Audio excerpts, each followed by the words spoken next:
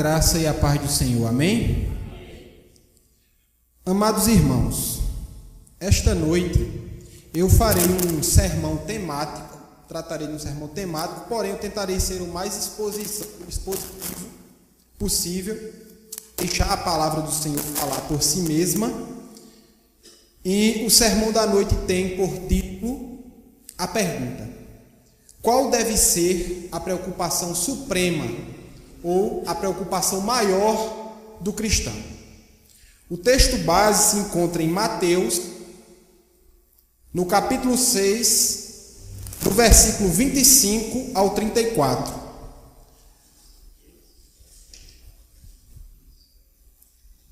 Mateus 6, 25 ao 34. Eu peço aos irmãos que fiquem de pé em reverência à poderosa palavra do Senhor. Assim diz a palavra do nosso Deus: por isso vos digo, não andeis ansiosos quanto à vossa vida, pelo que haveis de comer ou pelo que haveis de beber, nem quanto ao vosso corpo, pelo que haveis de vestir. Não é a vida mais do que o mantimento, e o corpo mais do que o vestuário? Olhai para as aves do céu, que nem semeiam, nem cegam, nem ajuntam em celeiros, e vosso Pai Celestial as alimenta. Não tendes vós muito mais valor do que elas? E qual de vós poderá, com todos os seus cuidados, acrescentar um côvado à sua estatura? E quanto ao vestuário, por que andais ansiosos? Olhai para os lírios do campo, como eles crescem, não trabalham e nem fiam. E eu vos digo que nem mesmo Salomão, em toda a sua glória, se vestiu como qualquer deles. Pois, se Deus assim veste a erva do campo, que hoje existe e amanhã é lançada no forno, não vestirá muito mais a vós, homens de pequena fé. Não andeis, pois, inquietos, dizendo: que comeremos, ou ainda que beberemos, ou ainda que vestiremos? Porque todas estas coisas os gentios procuram. De certo, vosso Pai Celestial bem sabe que necessitais de todas essas coisas. Mas buscai primeiro o reino de Deus e a sua justiça, e todas estas coisas vos serão acrescentadas. Não vos inquieteis, pois, pelo dia de amanhã, porque o dia de amanhã cuidará de si mesmo, basta a cada dia o seu mal. Que palavra poderosa. Senhor, age em mim e que da minha boca saia apenas o que for conforme o teu coração. As Escrituras não são de particular interpretação, mas tu, Senhor, move o pregador conforme o teu Espírito, para que a honra e glória seja tua e não nossa. Amém. Irmãos,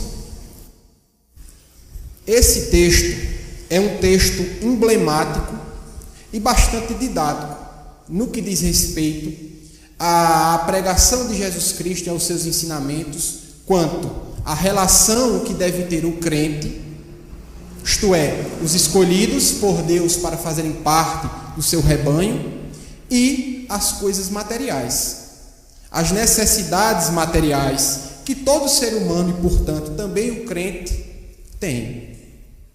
Se vocês forem ver no texto de maneira bem acurada, a primeira coisa, uma das primeiras palavras que se impõe no verso 25 desse texto é: não andeis ansiosos. E o que seria a ânsia ou ansiedade? A ansiedade pode ser conceituada como a preocupação que tira a paz. Ora, estar ansioso por algo é estar verdadeiramente em cima do muro. Não se sabe se aquela coisa a qual o crente ou o ser humano, de modo geral, vê, vai ou não acontecer, porque ela está em um momento futuro. A ansiedade ela nunca acontece pelo que está no passado, ou mesmo pelo que já se ganhou. A ansiedade acontece pelo que ainda vai acontecer, por coisas que se aplicam na linha do tempo no futuro. Então Jesus diz: não sejam ansiosos quanto à materialidade das coisas. E ele deu, por exemplo, a alimentação, o vestuário, a própria vida. Essas coisas estão ainda para acontecer e estão ainda para ser ganhas no tempo, na vida do ser humano. E por que Jesus faz ele exclama e faz esse alerta para aqueles que o escutavam naquele momento? Bem, irmãos, ele faz isso para lembrar a nós o aspecto, um dos mais importantes das Escrituras, que é a soberania divina. Deus, ele é soberano. O nosso Deus, ele tem poder de influência sobre as circunstâncias, as situações. Ele tem poder sobre aquilo que nós vamos fazer no amanhã, sobre todas as circunstâncias futuras. Aleluias, glórias ao nome do nosso Deus. E é por isso que essa primeira exclamação de Cristo é feita. Por quê?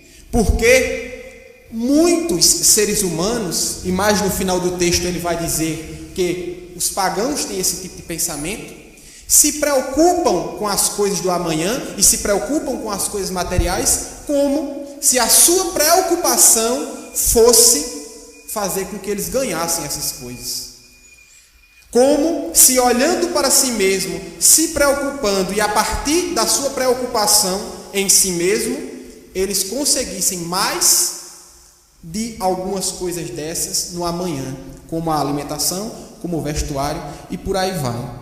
Ora, se essas coisas nos tiram a paz, se essas coisas estão roubando a paz do nosso coração, irmãos, elas tomaram o lugar de Deus em você.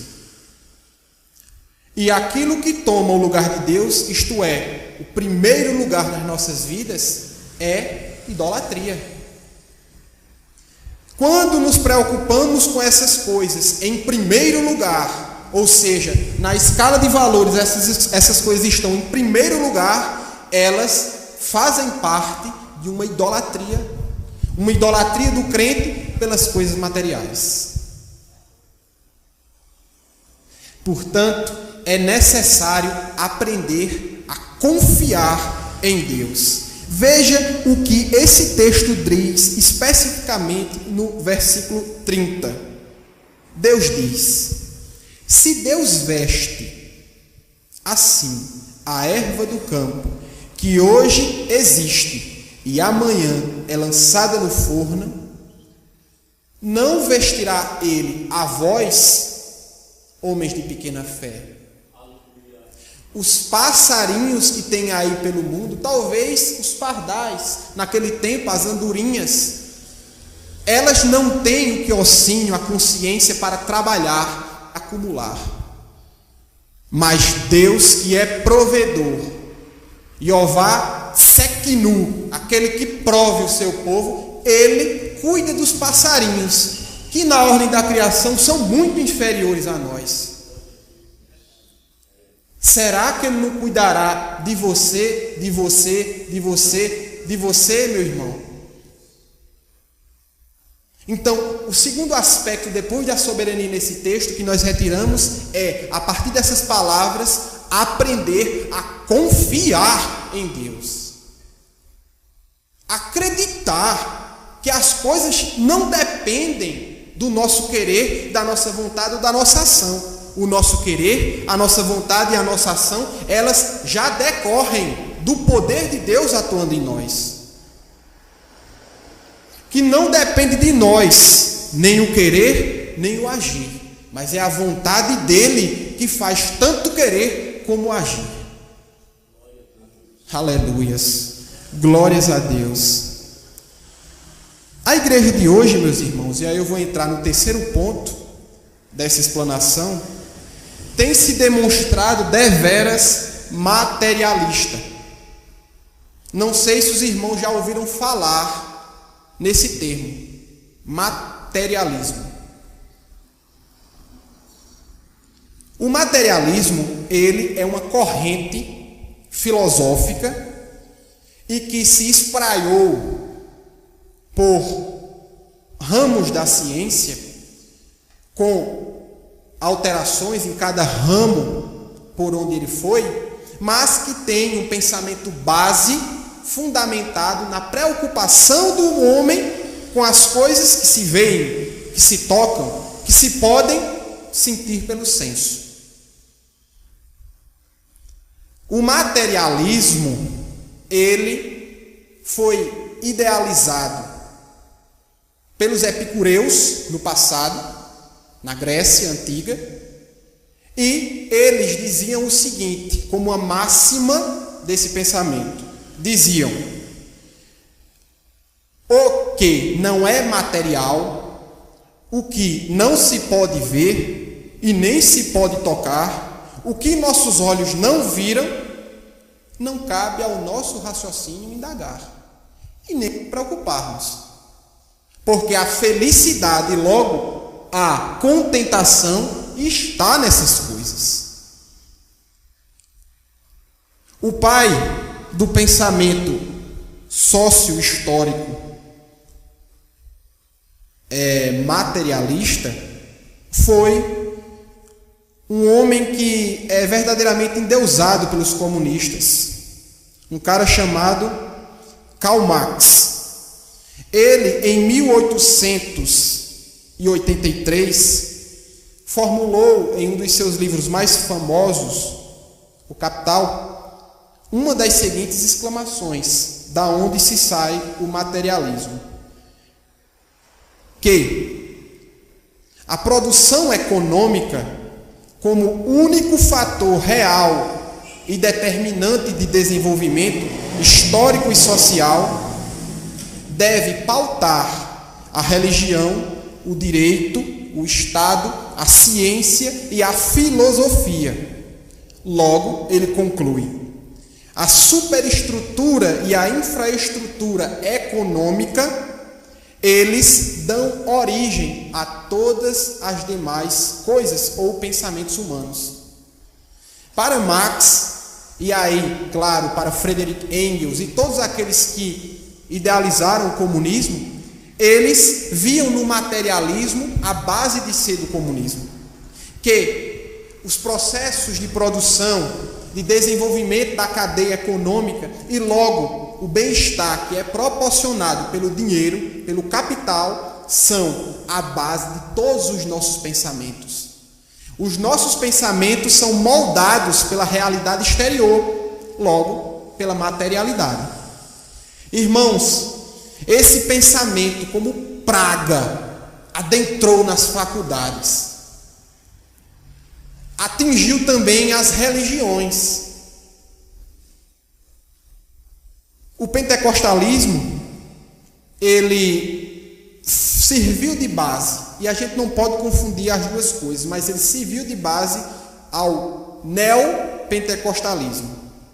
E o neopentecostalismo é a unção do Espírito pentecostal junto com o materialismo. Por quê? Porque os pastores neopentecostais pregam que a vitória que Cristo veio pregar e executar aqui na terra, ela se concretiza aqui. Ela se concretiza por meio de cura aqui. Ela se concretiza por meio de vitória financeira aqui. Ela se concretiza por meio de você ter um carro novo do ano, por meio de você ter roupas boas, de morar numa casa boa.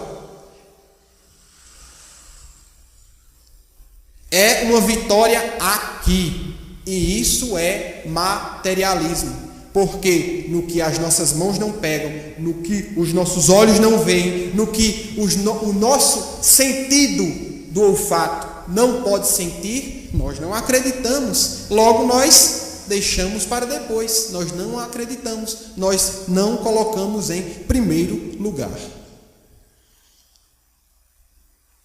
Infelizmente, as igrejas evangélicas, que vieram da estirpe da reforma, se afastaram do evangelho. Porque o que é que o evangelho diz que é a nossa esperança e o nosso motivo de ser nessa terra?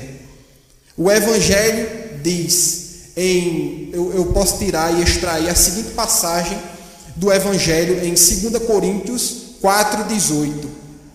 Nós, o apóstolo Paulo diz, precisamos atentar para as coisas que se não veem, não nas que se veem, porque as que se não veem são temporais, mas as que se não veem são eternas.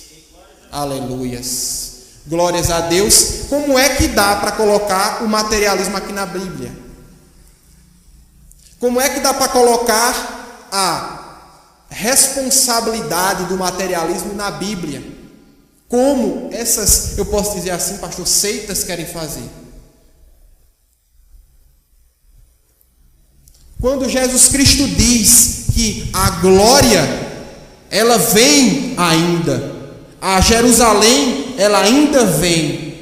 Então o crente olha para o céu e espera a concretização da promessa. Irmãos, promessa não é atualidade, não é matéria. Promessa é uma coisa vindoura, que ainda vai vir e que só se acessa por meio da fé. Aleluias, glórias a Deus. Se não for pela fé, o evangelho, ele perde totalmente a eficácia. Porque assim como diz Paulo em Romanos 1, e essa frase, Romanos 1,39, essa frase tem sido o postulado da reforma, e parece que os evangélicos neopentecostais, e isso não só entre eles mais explicitamente, mas os evangélicos de um modo geral, e eu falo de nós, porque é onde hoje eu me insiro, se esqueceram que o meu justo, ele viverá pela fé. A fé, ela se coloca nas coisas que se não veem, nas coisas que ainda vão chegar, e que nós cremos, porque foram faladas pela palavra de Deus, que é digna de confiança. Como nós podemos colocar o materialismo aqui dentro? É muito famosa, pastores aqui presentes e irmãos, a anedota contada, por alguns reformados quanto a alguns púlpitos neopentecostais, que o pastor foi à frente do púlpito e começou a chamar irmãos para dar o seu testemunho de fé. Ele chamou um irmão franzino, baixinho, chegou lá, o pastor disse: irmão, conte a sua bênção que Jesus Cristo fez na sua vida. O irmão disse: aleluias, glória a Deus, pastor, Jesus me deu uma casa, porque quando eu cheguei nessa igreja aqui eu não tinha nada, eu catava lixo, mas hoje eu abri uma empresa, tenho um carro novo, eu moro numa casa ali no altiplano, uma casa de alto nível, e glórias a Deus, ele fez isso na minha vida. Eu disse: aleluias, glórias a Deus, amém. O outro: irmão, conta a bênção, a graça. O irmão chegou na frente e disse: pastor, eu era professor, eu sofria pra caramba dentro da sala de aula, não ganhava bem, ganhava ruim, ganhava pouco, mas graças a Deus, Deus abriu a porta de um emprego melhor, e eu pude ganhar mais, e hoje, graças a Deus, eu posso, Senhor, vir na sua igreja com um carro. Hoje eu tenho a minha família que come. Glórias a Deus, aleluias. Ele disse amém. Oh Deus poderoso, Deus grande, Deus seja louvado, aleluias. A próxima, chegou uma irmãzinha, muito aparentada com a irmã Jovelina. Chegou na frente do púlpito e disse: pastor, Deus fez uma grande graça na minha vida por meio de Jesus Cristo, seu Filho e nosso Senhor. Ele disse: o que foi, minha irmã? Ele disse: Jesus viu que eu estava perdida nos meus pecados. Eu não sabia que eu era uma pecadora perdida, miserável de mim. Ele abriu os meus olhos e hoje eu vejo que depois que eu aceitei Ele, eu tenho a vida. E hoje eu consigo viver com paz no meu coração, porque eu aceitei Ele como meu Senhor. O pastor, vai contar a bênção agora? Aonde está o Evangelho aí? Jesus Cristo não veio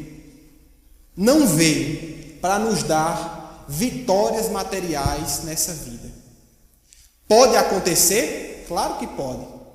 Ele é o Deus que prove, o Senhor absoluto da nossa existência. Eu vou deixar um pouquinho mais para baixo, porque nessa leitura tem inclusive uma promessa dele, que ele não vai deixar faltar.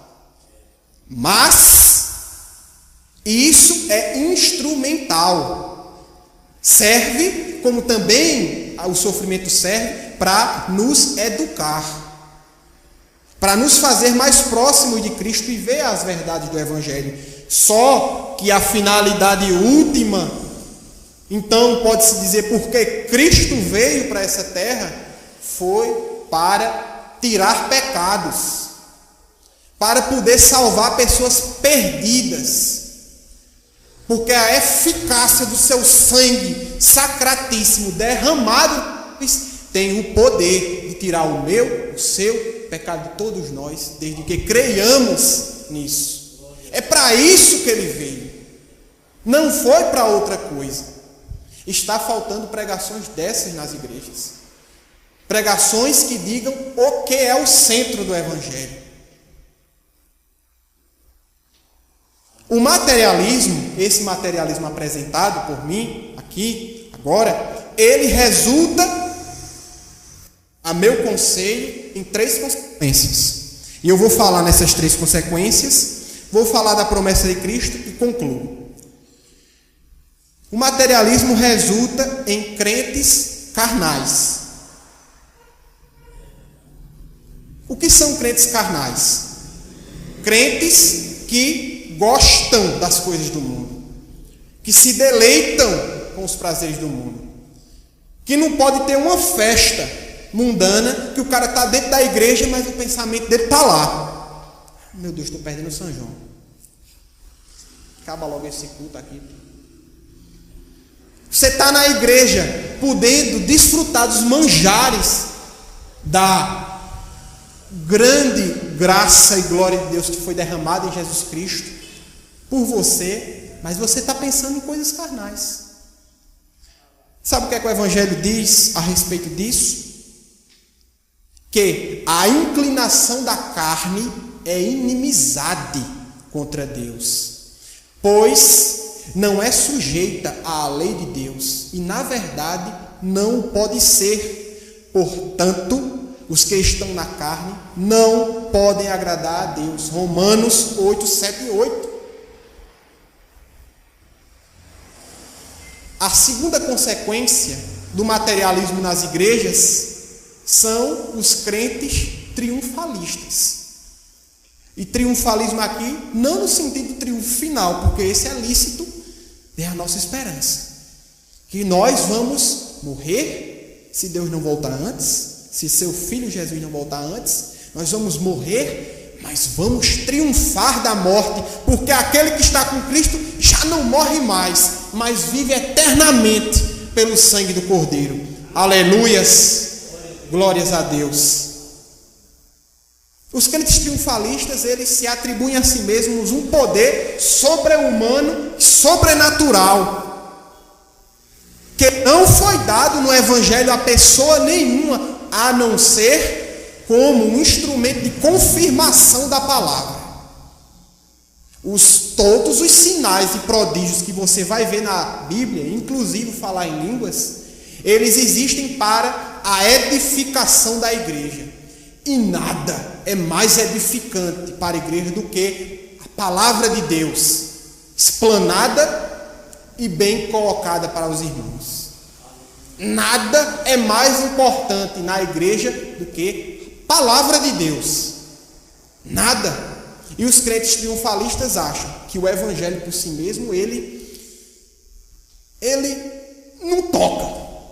Ele não chega no coração humano. É necessário que se tenha poder dentro da igreja.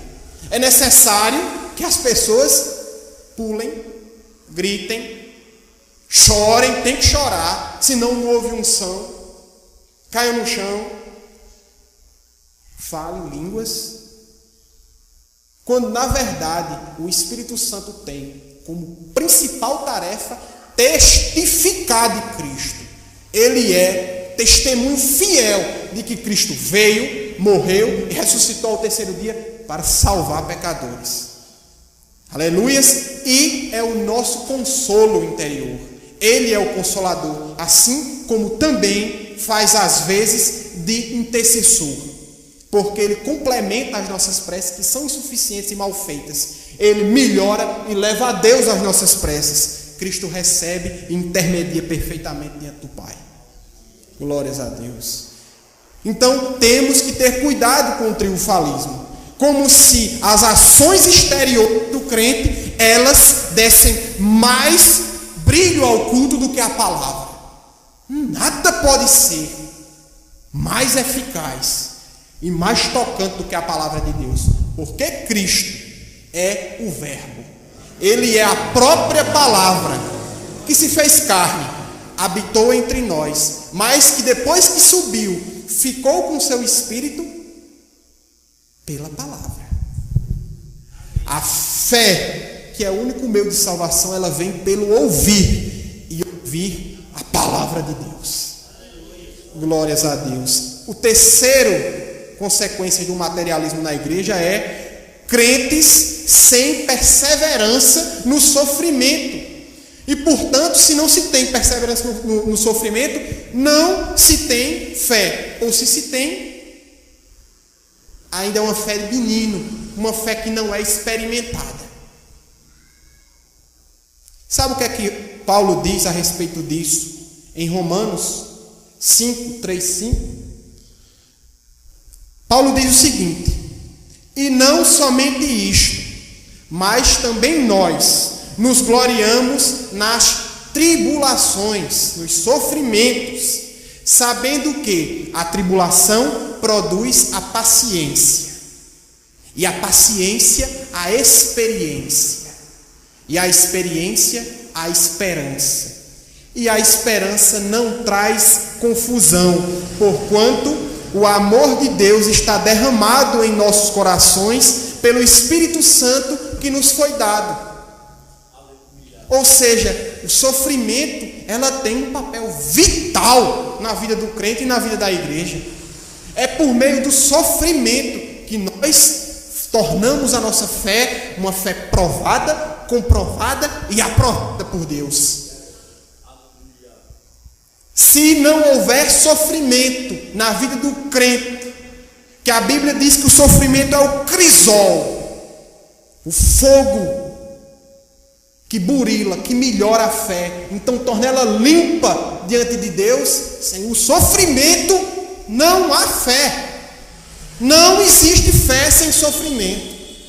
Agora o crente veio para essa terra só para sofrer, para levar peia? Não. Veio para os momentos de deleite e também para os momentos de dor. Nós estamos em uma escola da vida, em uma passagem que nos visa justamente entender, que nós entendamos o Evangelho, nós creiamos no Evangelho e nós passamos pelas situações da vida aplicando o Evangelho. Ou seja, o processo de santificação e de regeneração. Isso é a vida do crente. E não existe, irmãos, um testemunho mais lindo, mais bonito e mais chocante, inclusive para o mundo lá fora, do que o testemunho que é comprovado pelo sofrimento. Foi exigido de cada um dos apóstolos um sofrimento para comprovar que a palavra que saía da boca deles não era uma palavra que beneficiava eles mesmos, mas era alguma coisa maior, que tinha o poder de fazer aquele que falava crer tanto naquilo que morria por aquilo. Quando os apóstolos, eles davam a sua vida, não só eles, mas outros cristãos do primeiro século, são vários e vários os exemplos, iam para as arenas de Nero, iam para as arenas de Diocleciano, eles davam a sua vida em sacrifício, cantando glórias a Deus, é porque eles criam que aquilo era o poder de Deus na vida dele, que o evangelho era verdadeiro. Eles criam nisso. Tanto é que um historiador não cristão, Flávio Josefo, um historiador que viveu ali no final do primeiro para o segundo século, ele dizia que os romanos, eles não entendiam como é que pessoas davam a sua vida publicamente e expunham a sua família inteira a sofrimento simplesmente por uma doutrina e uma teoria. Porque pelo pensamento lógico do ser humano, meu amigo, me apertou, eu vou correr. É instinto de sobrevivência. Na selva, se você acua qualquer animal, ele corre, se ele vê que não pode vencer ou atacar. E por que os cristãos não arredavam o pé? Evidentemente que tinha todo o agir do Espírito que ficava. Mas é porque eles criam que Jesus Cristo era Deus e que Ele morreu mesmo e que ressuscitou, e eles viram Jesus Cristo subir aos céus, e viram quando o anjo diz: o que é que vocês veem e olham nas arenas? Porque assim como ele subiu, ele há de descer para buscar a sua igreja. Era por isso que eles morriam. Será? Eu queria perguntar isso para um pastor que se diz pastor e prega o materialismo. Eu queria perguntar: será que Paulo, Pedro, Tiago, João, eles estavam em pecado? Porque a desgraça material na vida daqueles homens foi sem precedente. Paulo diz que passou por toda espécie de aflição: fome, sede, espada, frio. Ele estava em pecado. Porque já vi vários pastores dizerem: se alguma coisa está acontecendo na tua vida como doença, se está acontecendo alguma coisa na tua vida como pobreza, se está acontecendo alguma coisa na tua vida como separação, você está em pecado. Meu irmão, e como é que nós vamos então comprovar a nossa fé de maneira muito excelente sem a dor e o sacrifício? Como é que nós vamos comprovar que nós amamos a Cristo mais do que a nós mesmos, como é o nosso dever, se nós, em vez de dar tudo por Cristo, nos resguardamos, nos autopreservamos e queremos viver? Os crentes que não têm perseverança no sofrimento, normalmente são crentes que amam isso aqui. Eles querem ficar aqui. Eles creem que há um mundo vindouro e melhor, mas eles querem ficar aqui. Como é que isso pode? Portanto, irmãos, a conclusão a partir desse texto é de que há sim um cuidado de Deus para com os seus filhos, há sim um cuidado do Pai para conosco, seus filhos em Jesus Cristo, e há uma promessa para nós.